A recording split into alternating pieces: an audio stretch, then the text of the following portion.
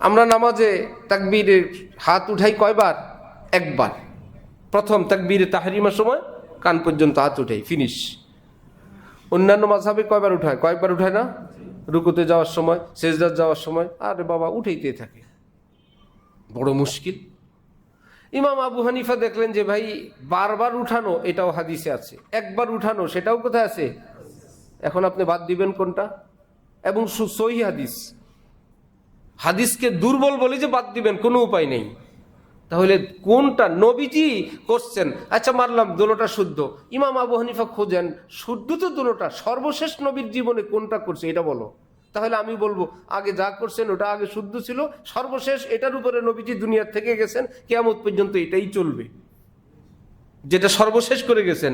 এর কোনো দিন তারিখ হাদিসে নাই, কেউ খুঁজে পায় না হাদিস, কারণ কোনো হাদিসের সঙ্গে ডেট নেই। হাদিস আছে শুধু নবীজি এই বলছেন, নবীজি সেই বলছেন। এখন নবীজি বলছেন, আপনি কে, কোন সাহাবি? ওই যে বললাম দিন তারিখ, ওইটা খোঁজেন আলেমরা। আপনি কবের সাহাবি, কবে ইসলাম গ্রহণ করছেন?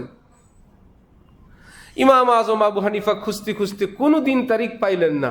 এবার ভাবলেন আচ্ছা দেখি তো, নবীজির দুনিয়ার থেকে যাওয়ার পর হযরত আবু বকর সিদ্দিক, যিনি 17 ওয়াক্ত নবীজির জীবদ্দশা ইমামতি করছেন, তিনি নবীজির পরপরেই তো নবীজির জায়নামাজে দ্বারা ইমাম হইছেন।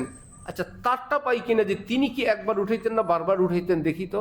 কারণ এটা অসম্ভব যে আগের ওয়াক্তের নামাজে নবীজি বারবার উঠাইছেন আর আবু বকর একবার উঠাবেন, অথবা নবীজি একবার উঠাইছেন আবু বকর বারবার উঠাবেন, সম্ভব না।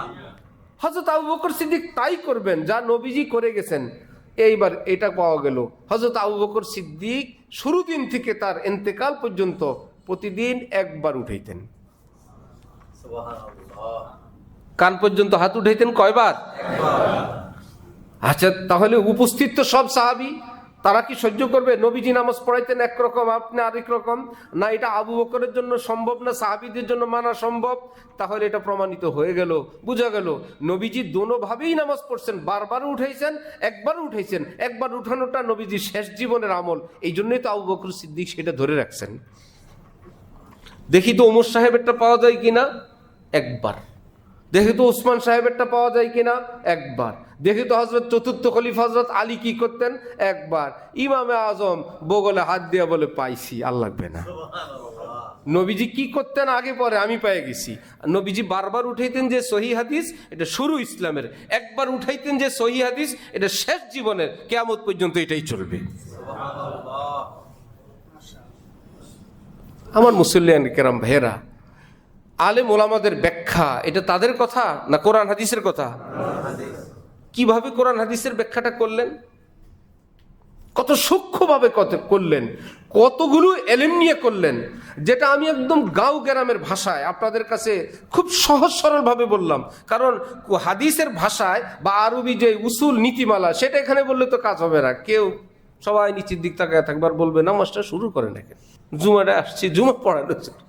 সাধারণত ওয়াজে মাহফিলে আমরা যত নিচে নামতে পারি, যত নিচে নামা যায়, যত ভাষা শব্দ পরিভাষা যত নিচে নেমে আপনাদের কাছে এসে বলা দরকার, যদি একটু বুঝে যায়। আল্লাহ আল্লাহ আমাদেরকে দ্বীনের সহি বুঝ দান করেন।